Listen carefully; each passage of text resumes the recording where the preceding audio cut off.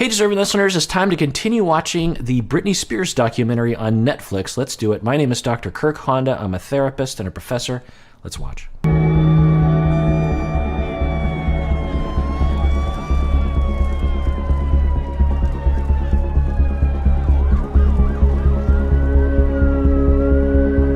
I mean, just imagine. So I don't know why she'd be in the aid truck. Maybe they went in to take the kids and she was not well or something. Anyway, she's in an ambulance. And all those paparazzi just, trying to get all those photos. It's like, I know we live in a free press society, but come on, people. Have a heart. Have some dignity. What's wrong with you? Someone's in an ambulance and you're shoving pictures, and probably there's a crowd of paparazzi in front of the ambulance that's obstructing their exit. It's disgusting. It is truly disgusting. And every time I watch one of these documentaries at your request, I'm just not exposed to this kind of thing very often, and I just think, let's pass some laws. I think it's time that we say, yeah, there's freedom of the press, and when you're in public, there's not a reasonable expectation of privacy. But there's a line.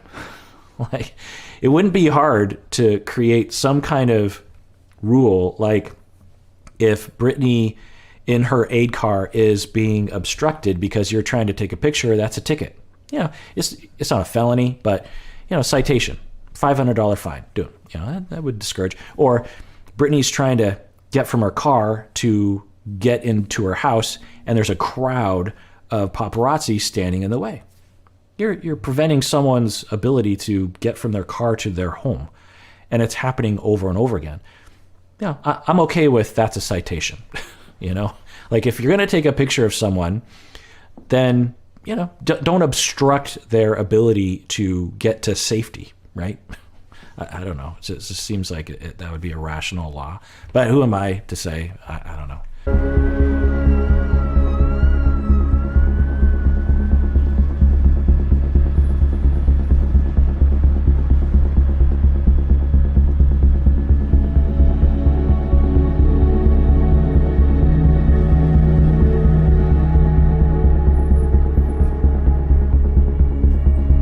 I mean, just look at it. It's sick. It's sick. It's a sickness. It's deplorable. And this is just a snippet of Britney's life and countless other famous people. This is despicable. She's going to the hospital. People, like,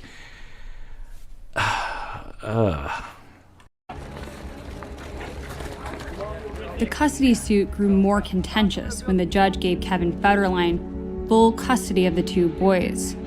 Okay, so we're learning that Kevin Federline got full custody of the children, which would be, I'm guessing, extremely stressful and hurtful and difficult for Britney.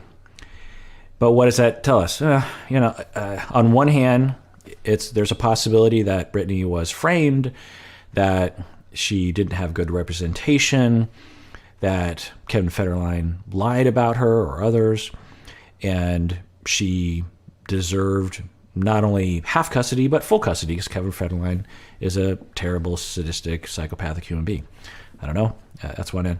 On the other end is that it was totally justified, and Britney had issues that led to reasonable actions being taken to not let her have unsupervised. I'm guessing she was allowed to have supervised visitation with her children. Usually they don't limit that unless there's something extreme.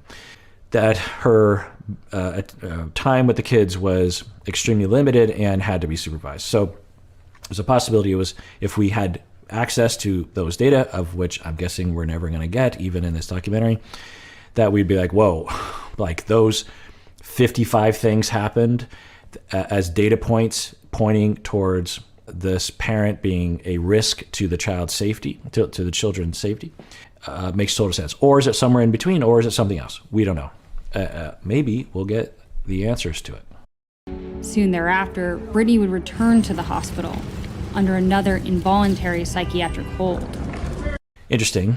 So I think we knew this from the other documentaries, that Britney was, for the second time at least, put on an involuntary psychiatric hold, temporary. So usually what this involves, and this must be California, I'm guessing.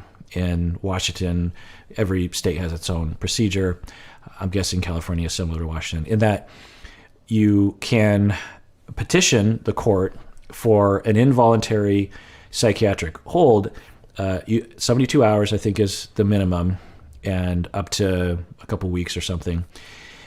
That, like, I've done it before as a therapist, where a client of mine, so let me give you a common example that happens for us therapists. You have a client who is thinking about suicide, and I'm working with the client, and I'm trying to do everything I can. I'm assessing the risk level.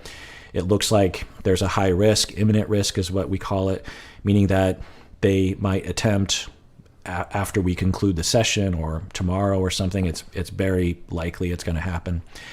And I asked the client, look, I'm terrified of your safety right now, and we have to put measures into place so that we can get you through this difficult time, because research shows that if we can help you during this difficult time, a week from now, in all likelihood, you will have much less motivation to kill yourself, and you'll thank us for getting you through this difficult time. So, but we can't let you leave here, my office, without some very severe sanctions put in place to prevent you from hurting yourself. Now, hopefully I can get the family involved and they can monitor the person or something. But if that can't happen, or the client doesn't want that to happen, or I don't consider that to be enough of a risk reduction, then I will say you have to go to the hospital, and you have to go right now. You have to go straight from my office to the hospital. And most of the time, clients will say, yeah, I should go, and they go. Sometimes the clients will say, I don't want to, and then I will ramp up my discussion and say, if you don't go, I'm going to make you go, because I care about your life and I care about your well-being, and I don't want you to die. And so I'm going to do this. Plus, frankly, it's my ethical and legal responsibility to do this. I legally cannot let you leave based on what you've told me, which indicates imminent risk. And then usually that's when they go to the hospital. When they're like, oh, so wait, you're going to call the authorities on me? Okay, fine, I'll go. And then they go. Sometimes people don't go even then. And then I say, okay. Then I call county designated mental health professionals. They come to my office, or they meet them in the parking lot, or they go to the client's home or something. They do an assessment. And so these are state employees that will do house calls and assessments to determine risk to self and others. And if they determine that the risk is high enough, then they will call the police, or they will escort the client to the hospital. And this is a involuntary hold for the sake, for mental health reasons, for the sake of safety for others and themselves. So it sounds like Britney was found twice to be at risk. Was it risk to others? Was it risk to self, or both?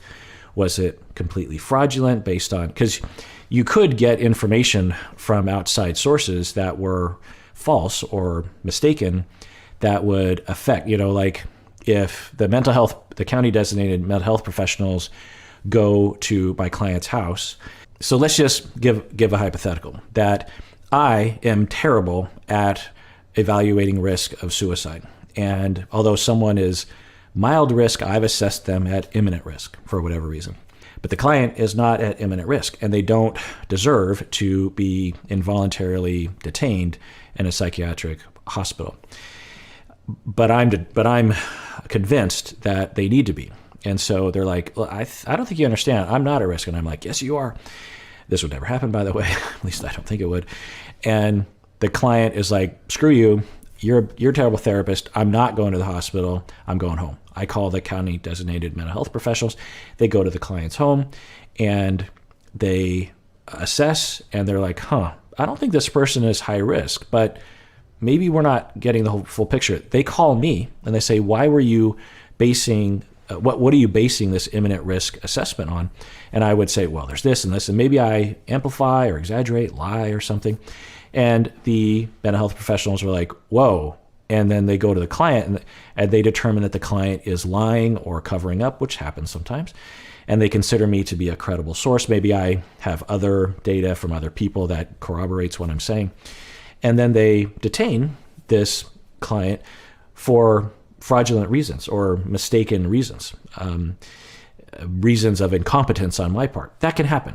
We don't know, because I'm guessing we're never going to get the reports. We're never going to get the data. But usually when someone is detained, it is for absolute legitimate reasons. And sometimes the client will even go along with it.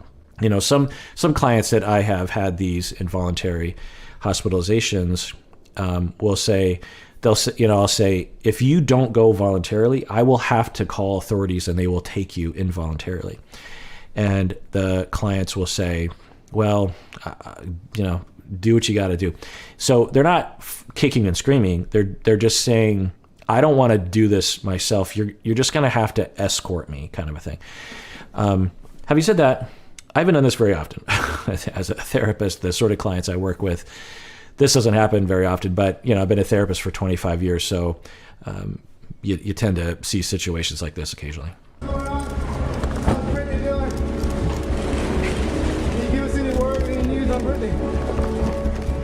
Jamie Spears petitioned the state of California probate court for a new legal arrangement. It was called a conservatorship.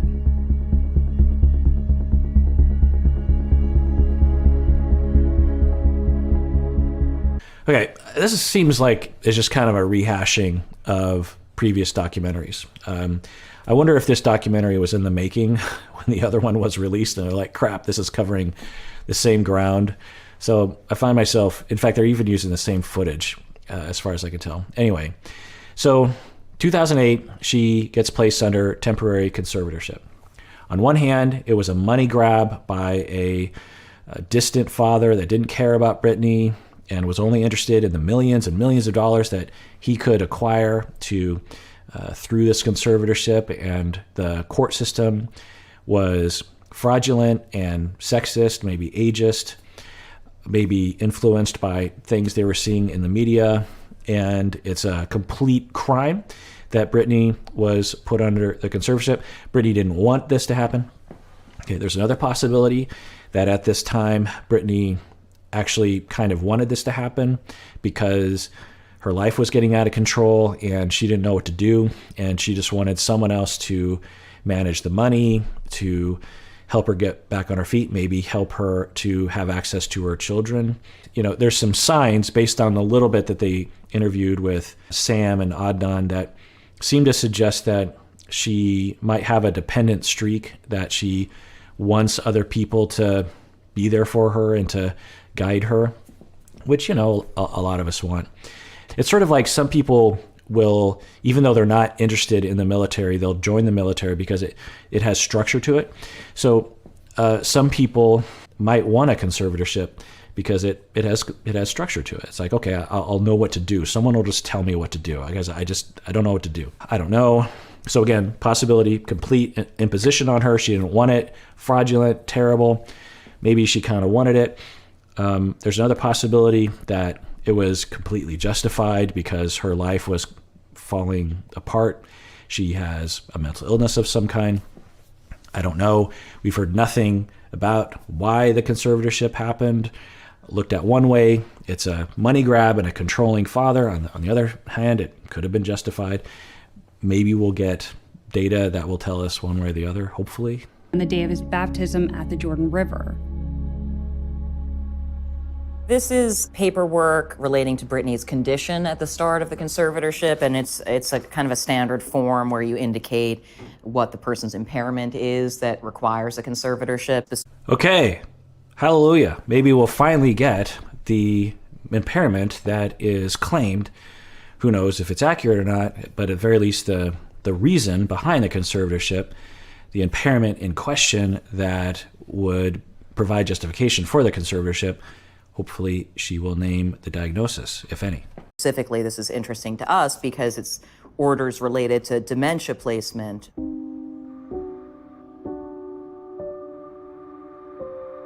All right, interesting.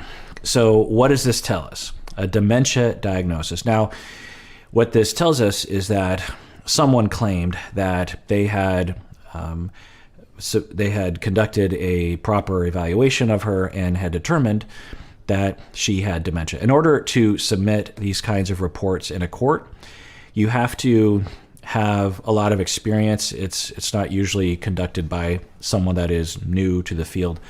So it's usually an experienced psychologist who has experience doing these kinds of things. Who knows?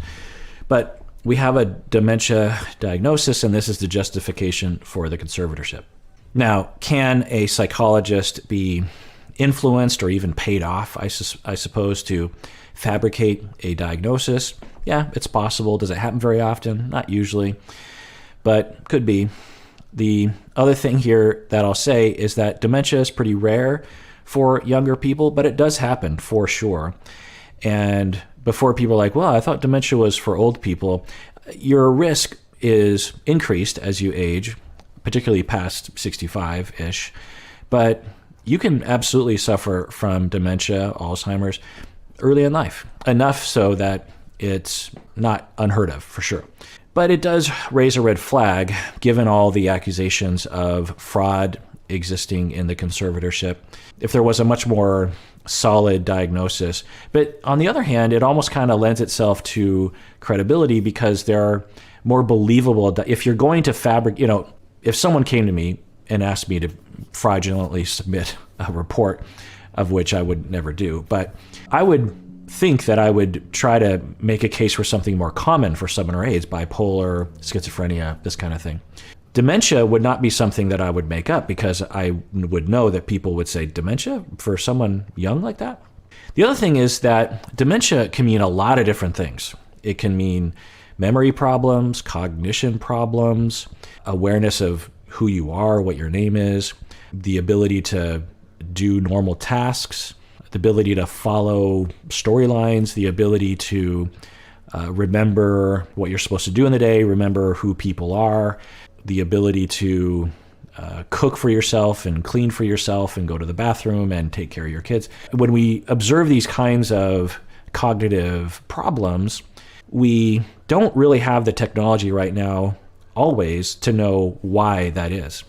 Is it because of genetics? Is it because of a stroke? Is it because of traumatic brain injury? Is it because of stress? Is it because of a psychological issue? Is it because of a drug-induced?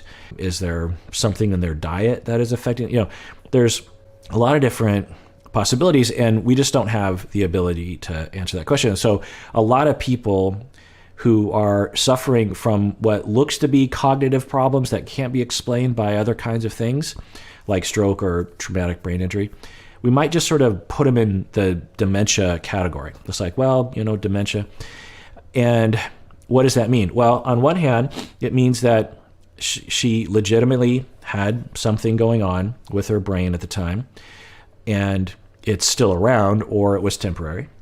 And it was significant, such that it worried everyone around her and worried people like Kevin Federline regarding parenting. For example, if you have a grandparent who suffers from dementia, Alzheimer's, for example, they're seen wandering the neighborhood and they don't know where they're at. You don't just turn the other way. You step in. Obviously someone's got to watch grandma, someone's got to be there. And that might actually mean reducing her freedoms, even though she doesn't want you to do that, even though she might not even understand why you're doing it. Now, the other hand, Britney does not fit the profile of someone who suffers from at least significant dementia. She is on Instagram. She performs on stage. According to her report, she's totally in control of the stage show. She is totally functional as a human being. She, I think, drives to the store by herself, this kind of thing.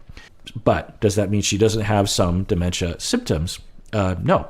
You can have mild dementia that can affect your parenting, or have cyclical issues that can have massive safety issues to you and people around you, particularly your kids. And you can function in life. It's one of those things that people have a misunderstanding of. It's like, well, there's normal people, and then there's people with dementia. We can always tell the difference between those two. And sometimes we can, sometimes we can't. Sometimes there's, abilities that will be severely impaired, and then there will be other abilities that will be unaffected by one's dementia. Who knows? We just have this work. Now, hopefully we'll get more data on that. But this says almost nothing. The other thing that's possible is that when they first petitioned the court for a conservatorship, again, who knows, there were legitimate concerns about Britney, and there was legitimate empathy or compassion of Britney would want us to help her through this time so that we can preserve her life and her rights as a parent and her career. And so even though she's having these issues and she's not so enthusiastic about us doing this, she'll thank us later. If that's true, which who knows, and they're rushing this through, I could see a scenario where a psychologist is like, well, I'm having a hard time figuring out what's going on. There's something going on there, but I don't really know what's going on. Maybe it's bipolar, maybe it's schizophrenia, maybe it's schizoaffective, maybe it's some kind of traumatic brain injury, or some kind of, I could see dissociation looking like dementia, some kind of trauma reaction, I don't know. But I'll say dementia because I can make a justification for that. But as time moves forward, we need to refine this diagnosis so that we can help her with her treatment. I can absolutely see a scenario where they would use dementia temporarily. There are certain diagnoses that we will use as a placeholder for, this seems to fit, but this probably isn't the conceptualization we're going to land on moving forward. I can see a scenario for that. I don't know. Let's see what data we're learning new things. This is good. Are you going to me out? Oh my God, you please get out of the way. No, I'm scared you're going to drive off without me. Like, get out, get out of the car, get out. Thank you. They felt they had to do it to protect Britney from Sam. We're sort of alluding to what happened, that something dangerous was happening with Sam. Okay, so we're getting some speculation. I'm worried that by the end of this documentary, I'm just going to be like, we're still in speculation zone. Because I've been a part of these kinds of actions, not specifically a conservatorship, but other kinds of things like this. And there are mountains of data, of evaluations, notes, court records, and apparently none of these documentarians have any access to it. They had access to that one document, but that's just the first conservatorship hearing. There's probably dozens of conservatorship court documents with probably, I'm guessing, different diagnoses in there. Who knows? But what we're hearing is a speculation that the conservatorship was partially in place to protect Britney from Sam, and maybe Sam was abusive to her. There seemed to be a scene there where they seemed to be maybe suggesting that. I don't know. The family was asserting that Britney doesn't know how to judge healthy and helpful relationships from relationships that are harming her and her life and her ability to see her kids and her career.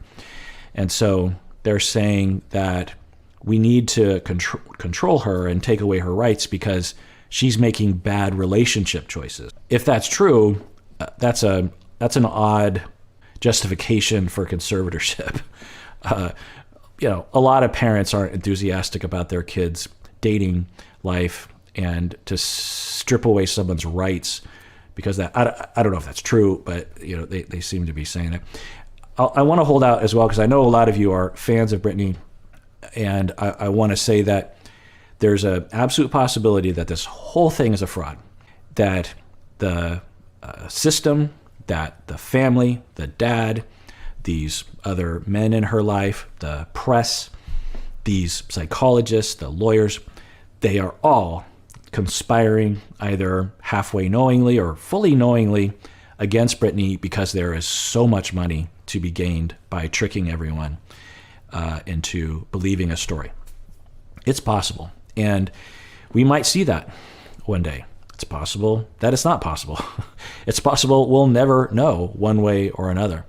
Given that Britney has, posted some Instagram statements about these recent documentaries, I've seen those statements from her. It's hard to know what she's saying. She says that mainly her thing is, can't we just move forward? I like my life right now. I'm building a koi pond in my backyard. I don't understand. It's flattering that y'all are interested in my life so much, that you're going way back in time to these really horrible times in my life and focusing on them. That's not what I'm about. I'm about dancing and performing and singing and building a koi pond in my backyard and living in the future. I wonder if, in an attempt to help her, we are not actually helping her. I mean, according to her, she's saying, can we please just move on? I don't want to relive these times in the past. But so many people are saying they're trying to help her by reviewing what's happened over the past number of years. So I don't know what to think. But I hope y'all will think about that. Think about, this is a human being that is at the center of something with a cloud of mystery around it. And we just have to be careful about what we're doing it for. Are we doing it for exploitative reasons? Are we doing it because we care? Are we doing it because we want to raise awareness about this? Are there other conservatives who are being controlled and mistreated in this way? That's not usually what I've seen, but I don't know. I'm not an expert in this. So anyway, but they're saying that, again, part of the conservatorship was motivated by separating her from Sam. It's interesting. Was going to happen. He was crushing drugs and putting them in her food and bragging about it. And you 100% believe that. Yeah. Thanks. All right, a claim that he was drugging her with various substances. Hearsay, who knows? Could be true. We could imagine someone being motivated to do that for various reasons. Was it altruistically? Was it to harm her or control her? Who knows? But if that's true, and Britney is saying, no, he's good for me, when he clearly was not, that would maybe, one, be a motivation for the conservatorship, and two, a justification for that in the court. Like, look, she can't even judge whether this guy is good for her or not, and look what he's doing to her. Who knows? Unless we get firsthand accounts, particularly from Britney, we might not ever know what really happened. That's what I gotta do. You have 100 blood tests and drug tests the entire time I was with her, and she passed every single one of them. Which is why the police never came to my door. No one ever called the police. All right, so he's saying, no, I never drugged her. Okay, people can say things and people can deny things. But he did say that she had 100 blood tests. And okay, but that a lot of blood tests, unless you are specifically looking for something, won't necessarily show what I think they're accusing him of. So, but who knows? Is this what we're going to get in this documentary? Is just a lot of hearsay and rumor and no evidence? I'm guessing that's what we're going to get.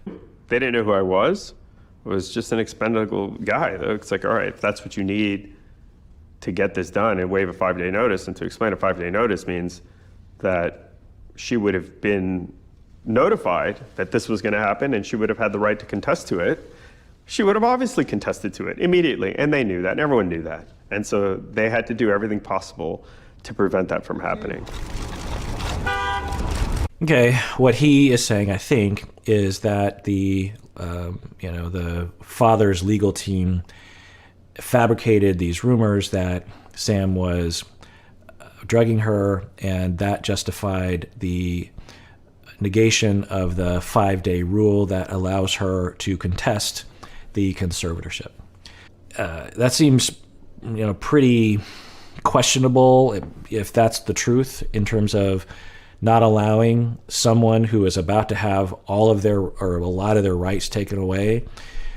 It's a pretty sketchy justification for not allowing them to refute it. There should be some, hey, let me make my case that I don't need to be controlled in this way. If that's true, yeah, it sounds suspicious. Sam would later sue Lynn Spears, Britney's mom, for defamation based on her account of his involvement. Now, is it possible that both Jamie's mom or Britney's dad and Sam, this guy, are up to no good and lying and or were controlling her for money or power reasons? Yeah, it's possible. It's possible that they both were. It's possible that both of them weren't. I don't know. It's just a lot of rumor at this point.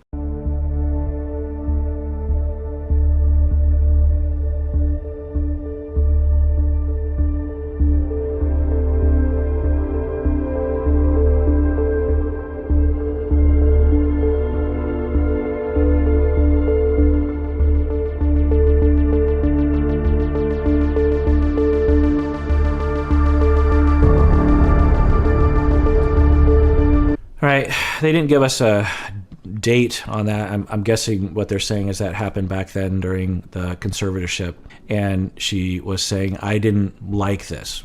Okay, so because I was wondering, how does Britney feel about the conservatorship? Because some people are like, yeah, I think I need it. So at least from that alleged evidence, she is saying she didn't like it. I think that's what she was referring to. The other thing that's interesting, if this is true, she's asking this other fella, can you please get me a lawyer? That's concerning, right? That given all her money and power, because at this point she doesn't have the conservatorship yet, she doesn't have the ability, even at this point, or maybe after the conservatorship, to just have an advocate in her corner, someone that's just there for her. That's a problem. Like, that she can't have someone that is her advocate that will go to court and make her case. If that was the case, then yikes. All right, well, that does it for that episode. Everyone out there, please take care of yourself because you deserve it. You really, really do.